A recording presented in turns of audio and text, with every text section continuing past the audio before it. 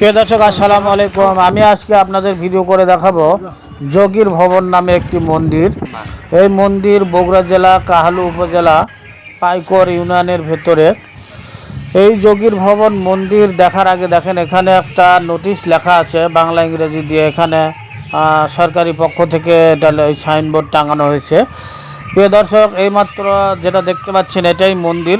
আমি এখন মন্দিরের ভেতরে প্রবেশ করেছি। দেখেন এই মন্দিরে অনেক ইতিহাস রয়েছে, আর এই মন্দিরের নাম হচ্ছে যোগীর ভবন মন্দির। অনেক বড়, ৮০ বিঘা জায়গা নিয়ে এই মন্দিরটি নির্মাণ করা হয়েছিল আজ থেকে বহু বছর আগে। আমরা জানতে পেরেছি ৮৮৪ সালে এই মন্দিরটি স্থাপন করা হয়েছিল। দেখেন মন্দিরের ইটগুলো দেখলে আপনারা বুঝতে পারবেন এটা অনেক প্রাচীন, অনেক পুরাতন এবং ঐতিহ্যবাহী একটা মন্দির এটা। এই মন্দিরে অনেক ইতিহাস, অনেক গল্প, অনেক কিছুই রয়েছে। এখানে বেহুলা লক্ষিন্দর এসেছিলেন। বেহুলা লক্ষিন্দরকে আপনারা সবাই চেনেন এবং জানেন, তাদের ইতিহাসও জানেন। বেহুলা তার স্বামীর প্রাণ এখানে বাঁচিয়েছিলেন এক সাধু বাবার মাধ্যমে গাছন্ত ঔষধের দ্বারাই। আরও অনেক ইতিহাস রয়েছে। এই মন্দিরটি আসলে অনেক বড় এবং অনেক পুরাতন, যা বগুড়া জেলার মধ্যে একটি ঐতিহ্যবাহী এবং অত্যন্ত ইতিহাস নিয়ে এই মন্দিরটা এখনও কালের সাক্ষী হয়ে দাঁড়িয়ে রয়েছে। দেখেন তবে মন্দিরটা ধ্বংসের দ্বার প্রান্তে, আস্তে আস্তে আস্তে সব কিছুই ধ্বংস হয়ে যাচ্ছে।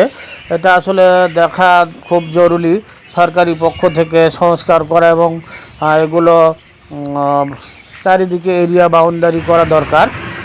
তো প্রিয় দর্শক, এই মন্দিরটা দেখার জন্য প্রতিদিন অনেক দূর দূরান্ত থেকে লোকজন আসে, অনেক ভ্রমণপ্রিয় ভাইরা এবং পর্যটক ভাইরা। এখানে দেখেন আমি চারিদিকে আস্তে আস্তে আপনাদের দেখাচ্ছি।